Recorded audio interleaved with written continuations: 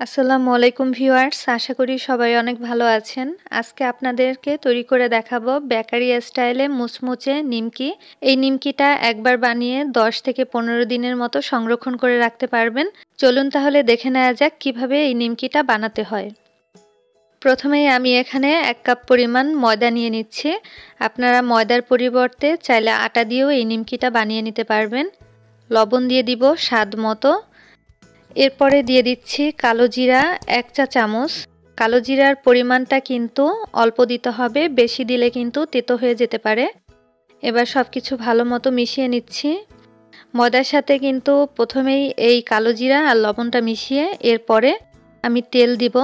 আমি এখানে 1 টেবিল চামচ পরিমাণ তেল দিয়ে দিচ্ছি। যদি প্রয়োজন হয় তাহলে আরও একটু তেল দিয়ে দিব। এবার তেলটা ময়দার সাথে ভালো মতো মিশিয়ে নিচ্ছি। আমি আরও হাফ টেবিল চামচের মতো তেল ময়দার সাথে মিশিয়ে নিব। তেলটা যখন ময়দার সাথে ভালোভাবে মিশিয়ে নেওয়া হয়ে যাবে তখন আমি দিয়ে দিব পানি। আমি এখানে নর্মাল পানি দিচ্ছি। পানিটা অল্প অল্প করে দিয়ে ময়দার সাথে মেখে নিব। একবারে বেশি পানি দিতে যাবেন না, তাহলে কিন্তু ময়দার ডোটা নরম হয়ে যেতে পারে।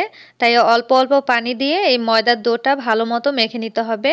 ডোটা কিন্তু একটু টাইট করে মেখে নিব, কারণ এটা যদি একটু টাইট করে মেখে নেওয়া হয় তাহলে কিন্তু নিমকিটা খুবই মুচমুচে হবে। এখন একটা ঢাকনা দিয়ে আমি 30 মিনিট রেস্টে রেখে দিব।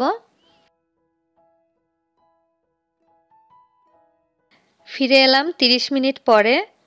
ডোটা আমি আর একটু ভালো মতো মেখে নিচ্ছি।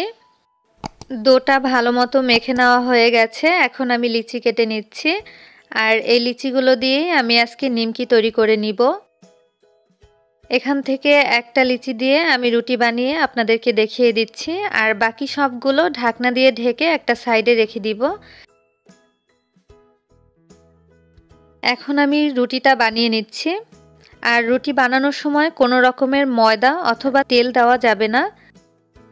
রুটিটা একটু পাতলা করে বেলে নিতে হবে। একেবারে পাতলা অথবা মোটা করা যাবে না, ঠিক এইরকম করে বেলে নিতে হবে। এখন আমি একটা কাঁটা চামচ দিয়ে রুটিটার মাঝখানে একটু ছিদ্র করে নিব। এতে করে নিমকিটা খুবই ক্রিস্পি হবে। সব সাইড দিয়ে আমি একটু ছিদ্র করে নিয়ে নিলাম। এখন একটা ছুরির সাহায্যে আমি লম্বা লম্বা করে রুটিটা কেটে নিব। ঠিক এইভাবে করে লম্বা লম্বা করে রুটিটা কেটে নিতে হবে। এরপরে কোনাকুনিভাবে আবার রুটিটা কেটে নিব। কোনাকুনিভাবে এইভাবে করে রুটিটা কেটে নিতে হবে।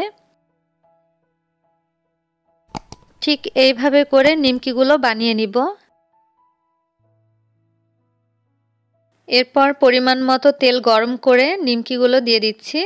আর এই নিমকিগুলো কিন্তু অবশ্যই ডুবো তেলে ভাজতে হবে। অল্প অল্প করে দিয়ে এরপরে ভেজে নিব।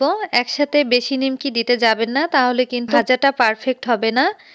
একটু নেড়েচেড়ে দিচ্ছি। চুলার আঁচটা মিডিয়ামে রেখে এই নিমকিগুলো ভেজে নিতে হবে।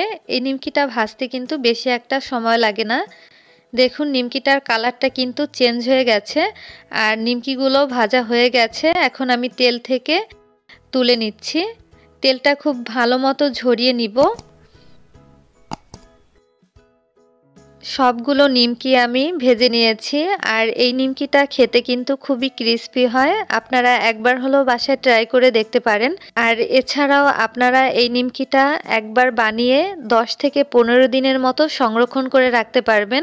আমার আজকের এই নিমকির রেসিপিটা ভালো লাগলে অবশ্যই চ্যানেলটি সাবস্ক্রাইব করে পাশে থাকা বেল বাটনে ক্লিক করে নেবেন পরবর্তী রেসিপির ভিডিও নোটিফিকেশন পাওয়ার জন্য। আবারও হাজির হব অন্য কোনো রেসিপি নিয়ে। সবাই ভালো থাকবেন, সুস্থ থাকবেন। আল্লাহ হাফেজ।